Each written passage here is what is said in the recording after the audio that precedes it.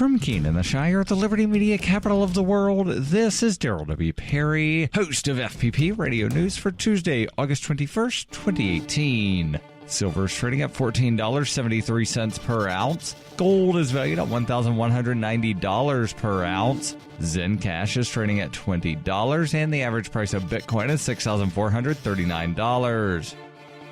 Antiwar.com reports, speaking on the 65th anniversary of the 1953 CIA coup against Iran, the Iranian foreign minister accused the newly established Iran Action Group of being an attempt by the U.S. government to repeat the coup, but that it will fail. The State Department announced the establishment of the Iran Action Group last week, with Brian Hook appointed to lead it as a special representative for Iran. Exactly what the group will be doing is not entirely clear. The State Department did try to present Hook's responsibility as coordinating all anti-Iran activities within the department, however, which suggests that it's reasonable for Iran to conclude the goal is regime change, despite some Trump administration officials denying that they are seeking regime change. Iran's foreign minister says U.S. attempts at regime change will come through pressure, misinformation, and demagoguery. The U.S. has been fairly open about spreading misinformation about Iran and trying to organize protest against the government, and in recent weeks has presented those protests as proof the Iranian government needs to make radical changes.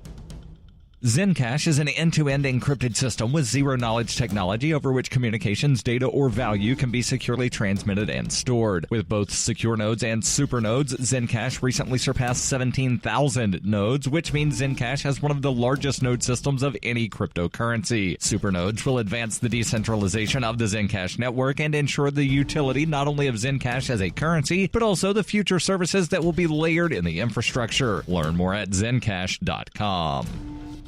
UPI reports a Michigan judge on Monday ordered the state's health director to stand trial on involuntary manslaughter charges over 2 deaths linked to a water crisis in Flint. Nick Lyon, the highest-ranking state official to face charges related to the city's tainted water supply, which was not properly treated when officials decided to draw from the Flint River in April 2014, switching from its previous source of Lake Huron. In addition to causing lead poisoning in children, the improperly treated water supply led to an outbreak of Legionnaire's disease in Flint, killing Robert Skidmore and John Snyder. Lyon was charged in June 2017 for the 2 deaths, as well as a felony count of misconduct in office. The charging document said Lyon showed gross negligence when he did not alert the public about the Legionnaire's outbreak until a year after he became aware of it. The document says he took steps to suppress information illustrating obvious and apparent harms that were likely to result in serious injury. Defendant Lyon willfully disregarded the deadly nature of the Legionnaire's disease outbreak. Prosecutors say Lyon instructed an official to stop an analysis that would have helped determine the crisis's cause. On Monday, when ordering the trial, 67th District Court Judge David Goggins said, "I find this behavior corrupt." Lyon could face 15 years in prison if convicted of involuntary manslaughter. The misconduct charge carries a possible 5-year sentence. Governor Rick Snyder named Lyon to the position on April 10, 2015, when he created a new agency that merged the Department of Health and Human Services and the Michigan Department of Community Health. Lyon had led the latter department. He is one of 15 current and former city and state officials facing charges for criminal wrongdoing in the Flint water scandal.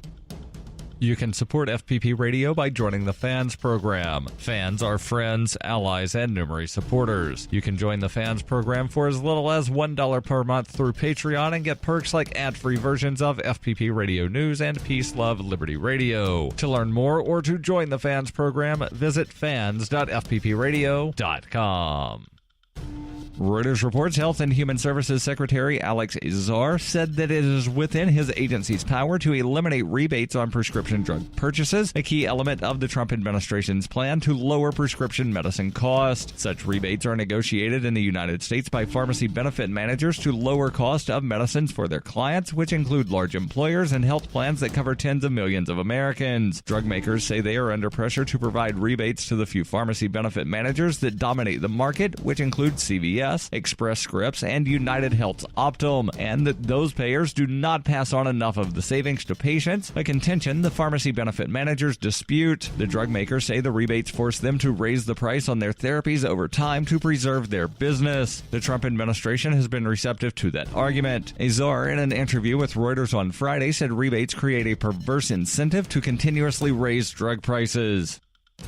This has been FPP Radio News, online at fppradio.com.